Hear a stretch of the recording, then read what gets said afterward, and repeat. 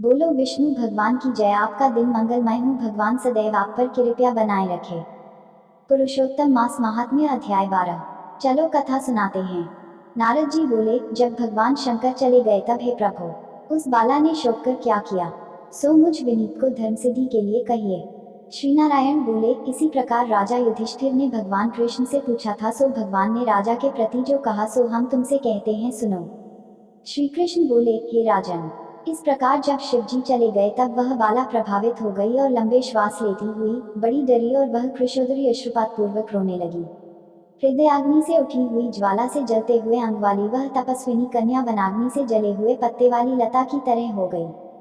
दुख और ईर्ष्या को प्राप्त उस कन्या का बहुत समय व्यतीत हो गया। जिस प्रकार चूहे के बिल में घुसकर आक्रमण करके सर्प उसे वश में कर लेता है, उसी प्रकार उपर्युक्त शोचनीय अवस्था को प्राप्त उस तपस्विनी बाला पर उस प्रभु काल ने आक्रमण कर उसे वश में कर लिया। वर्षा ऋतु में मेघ से घिरे हुए आकाश में बिजली चमक कर जैसे नष्ट हो जाती है, उसी प्रकार तपस्या से जले हुए पाप वाली वह कन्या अपने आश्रम में मर गई। उसी समय धर्मिष्ठ यज्ञसेन नामक राजा ने बड़ी सामग्रियों से युक्त उत्तम यज्ञ किया। उस यज्ञकुंड से सुवर्ण के समान कांति वाली एक लड़की उत्पन्न हुई।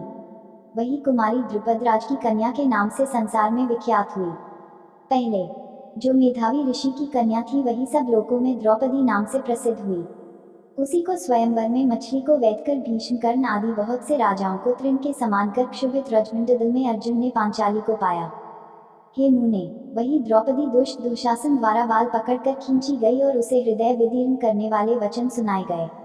पुरुषोत्तम की अवहेलना करने के कारण मैंने भी उसकी उपेक्षा की।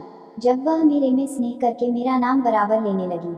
हे दामोदर, हे दया सिंधु, हे कृष्ण, हे जगतपते, हे नाथ रमानाथ, हे केशव, हे क्लेशनाशन, मेरे माता पिता भ्रातृवर्ग सहेलियां बहन भांजे बंधु इष्टपति आदि कोई भी नहीं है। हे ऋषिकेश, मेरे तो आप ही सब कुछ हैं। हे गोविंद, हे गोपिकानाथ, दीनबंधु दयानिधे, दुशासन से आक्रमण की गई मुझे क्या आप नहीं जानते। यद्यपि पहली पुकार में मैंने उसकी ओर ध्यान नहीं दिया था, पर जब दुशासन से पराभूत होकर उसने मेरा पुनः स्मरण किया, तब गरुड़ पर चढ़ शीघ्र वहां पहुंचकर मैंने हे उसे बहुत से वस्त्रों से परिपूर्ण कर दिया।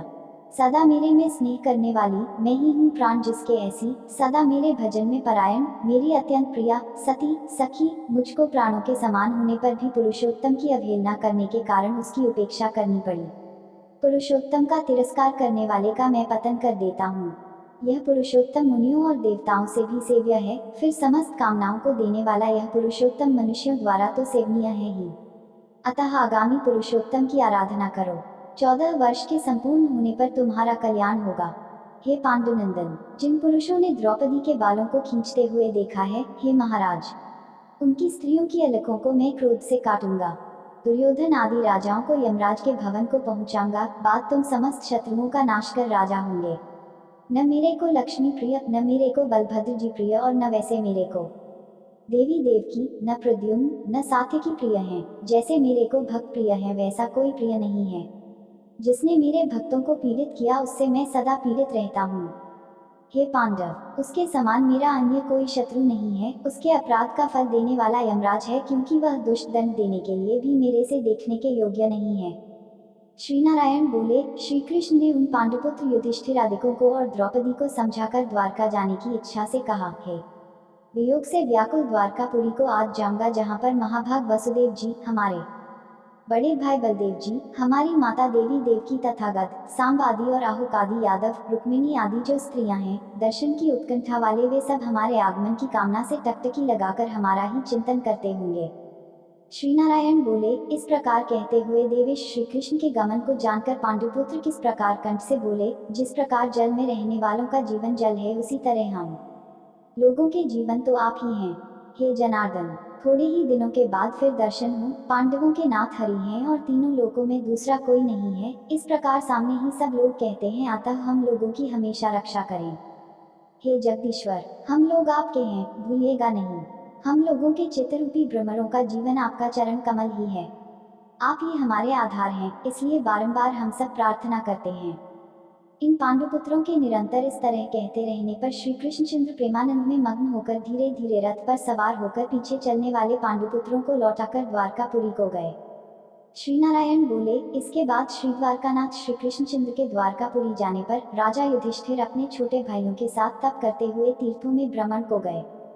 हे नारद, के प्रिय पुरुषोत्तम मास में मन लगाकर और श्री कृष्णचंद्र के वचनों का स्मरण करते हुए अपने छोटे भाइयों से तथा द्रौपदी से राजा युधिष्ठिर बोले। अहो विस्मय अधिबोधक चिन्ह। पुरुषोत्तम मास में होने वाले अत्यंत उग्र पुरुषोत्तम का महात्म्य सुना है। पुरुषोत्तम के पूजन किए बिना सुख किस तरह मिलेगा।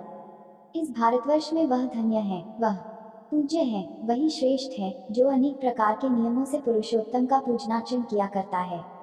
इस तरह समस्त तीर्थों में भ्रमण करते हुए पांडुपुत्र पुरुषोत्तम मास के आने पर विधिपूर्वक व्रत करने लगे।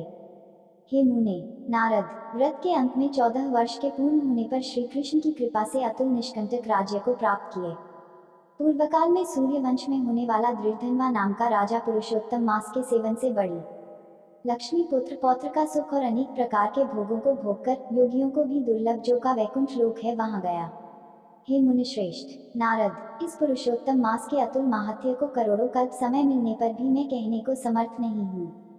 सूची बोले। हे विप्रलोक, पुरुषोत्तम मास का महात्म्य कृष्णद्वैपायन व्यास जी से मैंने सुना है, तथापि कहने को मैं समर्थ नहीं हूँ। इस पुरुषोत्तम मास के अखिल महात्म्य को स्वयं नारायण जानते हैं या वैकुंठवासी हरि जानते हैं, परंतु ब्रह्मादि देवताओं से नमस्कार किए जाने वाले हैं चरण पीठ जिनके, ऐसे गोलोकनाथ श्री कृष्णचंद्र भी अपनाए हुए पुरुषोत्तम मास का संपूर्ण महात्म्य नहीं जानते हैं तो मनुष्य कहाँ से जान सकता है। बोलो विष्णु भगवान की जय। कथा कहानी अच्छी लगी हो तो वीडियो को एक लाइक और शेयर जरूर करें।